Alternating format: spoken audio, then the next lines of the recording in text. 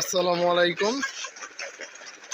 শীতকাল মানে মুরগির একটা ভয়াবহ অবস্থা চলছে। এই শীতকাল নিয়ে মুরগি নিয়ে মানুষ যেমন শান্তিতে নেই, অর্থাৎ তেমনি পশু প্রাণী থেকে শুরু করে সকলেরই অশান্তি চলছে। এই আবহাওয়ার অবস্থা জানি না আর কতদিন থাকবে। তো আশা করা যায় খুব দ্রুতই এই আবহাওয়া থেকে আমরা পরিত্রাণ পাবো। শীতকালে মুরগির অনেকেরই অনেক সমস্যা শুরু হয়েছে, অনেকেরই মুরগি মারা যাচ্ছে। তবে আমি আমার মুরগি নিয়ে আপনাদের অনেকটাই স্বস্তিতে আছি, সেটা আপনাদের আমি দেখাচ্ছি। আমার মুরগিগুলো ইনশাল্লাহ সম্পূর্ণ সুস্থ সবল রয়েছে। আপনারা দেখতে পাচ্ছেন খুব সুন্দরভাবে খাবার খাচ্ছে। আপনারা এই শীতকালে মুরগি একটা কিভাবে বুঝবেন যে অসুস্থ হয়ে আছে, তার একটা প্রধান সহজ উপায়ে আপনারা দেখতে পাচ্ছেন যে খাবার ঠিক মতো খাওয়া। যখন আপনার মুরগিগুলো দেখবেন যে ঠিকমতো খাবার খাচ্ছে না খাবার দেওয়ার সময়, তখন আপনার মুরগিকে নিয়ে ভাববেন অবশ্যই কোনো না কোনো সমস্যার সৃষ্টি হয়েছে, অর্থাৎ অসুস্থ হয়েছে। এই বিষয়টা আপনাকে ক্লিয়ার হতে হবে।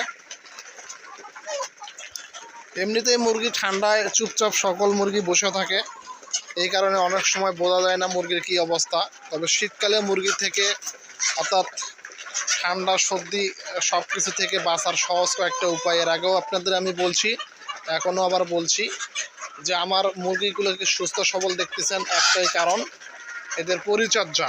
প্রথম অবস্থায় হচ্ছে এদের পরিচর্যা। আমি ইনশাল্লাহ এদের পরিচর্যাটা খুব সুন্দরভাবে করতেছি, যার কারণে আশা করা যায় আমার মুরগির শীতে এখনও কোনো সমস্যা হয়নি। আশা করি সামনেও হবে না ইনশাল্লাহ, আল্লাহ যদি সহায় হয়।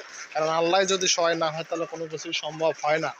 আমাদের চেষ্টা এবং পরিচর্যা সব কিছুই থাকতে হবে, পরিশ্রম করতে হবে, সেই সঙ্গে আল্লাহর একটা মানে ইয়েও থাকতে হবে। মানুষের যেমন কোনো সেকেন্ডের বিশ্বাস নাই, মানুষের তেমনি হাঁস মুরগি পশু পাখি সকল কিছুরই একটা অবস্থা এরকম হয়।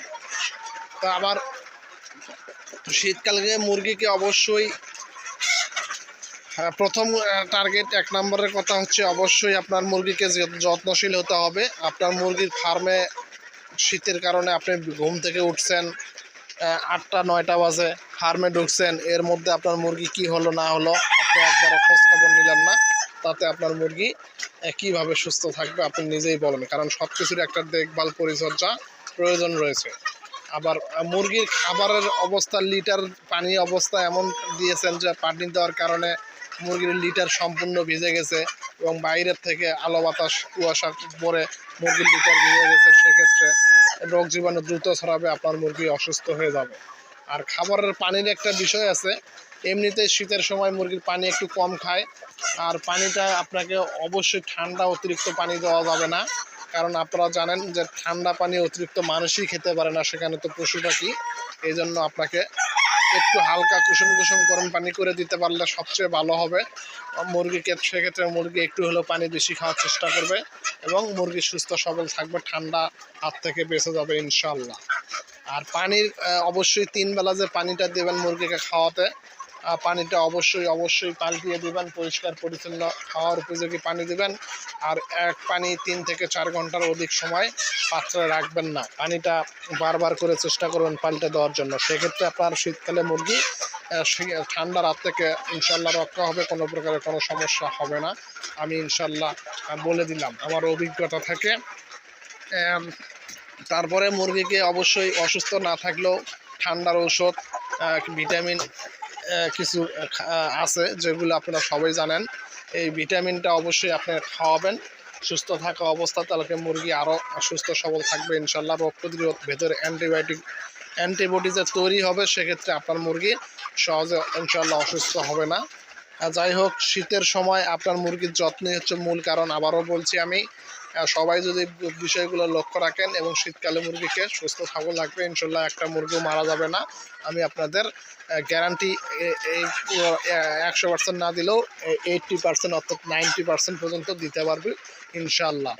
সকলের মুরগির খাবারকে সুস্থ সবল রাখার দোয়া করছি ইনশাল্লাহ। আজকের মতো এখানে ভিডিওটি শেষ করছি। যারা আমার চ্যানেলটি সাবস্ক্রাইব করেন অবশ্যই সাবস্ক্রাইব করবেন এবং আমাদের সাথে থাকবেন।